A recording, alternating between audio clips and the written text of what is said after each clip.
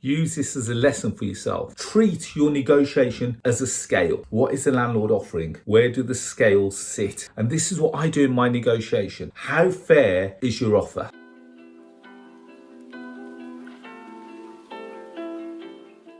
Hi guys, it's Arsh, and in today's video we're going to be talking about how to think big and how this will adapt your mindset into do better deals and how to negotiate great deals. Now before we do that, I need a small favour. Hit the subscribe button, hit the notification bell. Every time I release a video you get to get notified of it. As you're aware, this channel is sponsored by the Property Investor app, which is the UK's first property investment platform, which showcases all kinds of deals all over the UK. Whether it's a below market value deal, a rent to rent deal, a lease option deal, we've got them all there. Now there are two ways to get involved. You can either go to the website, which is propertyinvestораpp.co.uk, or if you've got a smartphone, go to the App Store, type in Property Investor and download it from there. Right, where do we begin? Think big. The reason why I say think big is because you have to get yourself through this mindset in order for you to succeed. Now, I'm going to tell you a story about a property investor that I met recently at a property, and it really baffled me as to how closed off he was to thinking and how he actually talked himself out of an opportunity. I'm going to tell you about how he did this. So, property investor called me, goes, oh, she goes, I'm interested in a rent-to-rent property. And believe it or not, we actually had one over in the West Midlands in the far side of Birmingham, which is about half an hour away from where I am. Now, I tried to get one of my local guys that could do the viewing, but unfortunately no one was available. So I thought, I'll tell you what, I'm over there for a meeting anyway. On the back of my meeting, why don't I go and meet them? So, property investor was really keen on taking on rent-to-rent properties, as they did not have the initial funds required to purchase a property. So they were doing the right steps in trying to acquire properties with little capital. So met the investor. So they were looking at a 4-bed HMO with a studio flat. We've actually got it on the app, believe it or not. Rent on it, I think off memory, is around £1,500 a month. So I thought, okay, these guys did the numbers. It kind of worked for them on paper. And in our calculations or in our description, we said the property could probably do with a bit of modernisation. And we put some figures in to factor that in. So anyway, met these guys at the property, really nice guys, and started walking around the property. As you do, start looking around. Ooh, bit of paint required there, bit of this needed and that, carpets need cleaning, blah, blah, blah. And they started walking around almost like with a notepad, tick, tick, tick, these are all the things that need doing. I thought, these guys must be serious. Now, bear in mind, I said to these guys, are you buying more property? They go, we haven't got the funds to buy property. We've got approximately, circa £30,000 to acquire property. And if you're familiar with Birmingham, a property in Birmingham nowadays starting is within the region around 250,000. Now to buy a property, let's just say you're going to need 25% deposit, you're going to need stamp duty money, you're going to need legal cost money, surveyor's money. So all in all, you need in excess of 50,000 to 60,000 pounds easily. So they don't have the funds to purchase a property, but they do have enough funds to acquire a rent to rent. So I thought they've done some research, they want to do it, they seem serious about this. Now this is their downfall. They then started coming back with a list of demands to the landlord. Now bearing in mind that this is already a ready-made HMO, it's got the license approved by the local authority. Now I want your feedback on this video by putting it in the comments below. What would you do? It's got a HMO license, it's got the fire alarm in place, it's got the fire doors in place, it needs redecorating, approximately £1,000 to redecorate and perhaps wash the carpets. They then started getting the measuring tape out, start measuring all the rooms, and they said, Arsh, we can't use that room. I said, guys, you can use that room because the council have allowed you to use that room. It's in the license that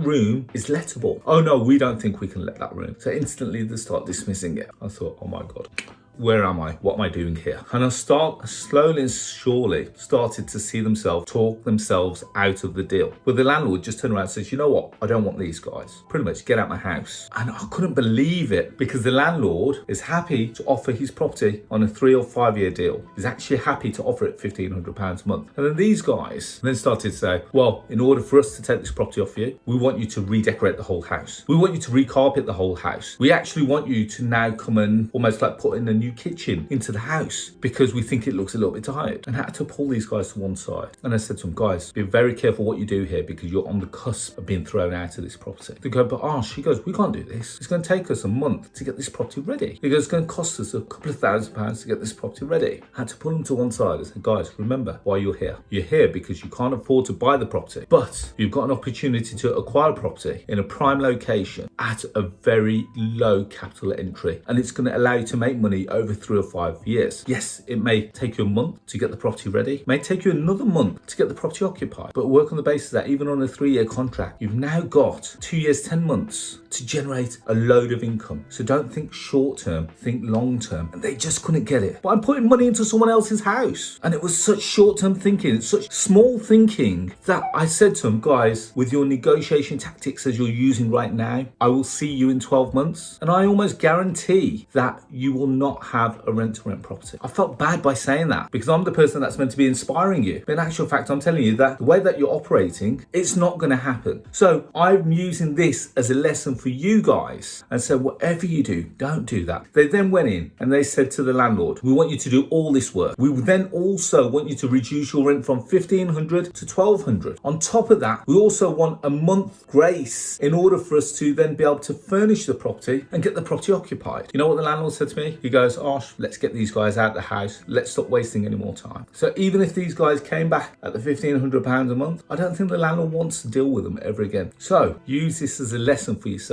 Treat your negotiation as a scale. What is the landlord offering? Where do the scales sit? And this is what I do in my negotiation. How fair is your offer? Is it all weighed up in the landlord's, which these guys thought it was? I actually thought it was quite even. You're not buying a property, they're leasing the property, low capital requirement, long-term commitment for both parties. That's how I saw it. What the other people were trying to do, what the investors were trying to do, was reduce the rent, get the landlord to do loads of work, give rent-free period. The landlord looked at his offering down here, said, Arsh, there's no way that's going to happen. And as a result, you've got to use this as your negotiation tactic. I always look at it and think, how does this fit for both parties? Is this a win-win for all parties? Because if we're asking the landlord to do all this and also hitting him on his rent and also ask him to take a hit on his income, he's no better off. He might as well just rent the property himself. And this is what I'm trying to get through to you guys. Don't worry about the short-term pain. Work on the long-term gain. Because if they were to go and buy a property, do you think the mortgage company is going to give them any leniency whatsoever? None. They're going to say, here's our terms, take it or leave it. Or in actual fact, we're going to pull the offer away from you. That's exactly what the landlord did. Pull the offer away from them. We don't want to rent to you, full stop. But if they bought the property, they would still have to pay for that property whilst it's vacant. Whether the tenant pays or not, they still have to pay. Whether the property is occupied or not, they still have to pay. So treat rent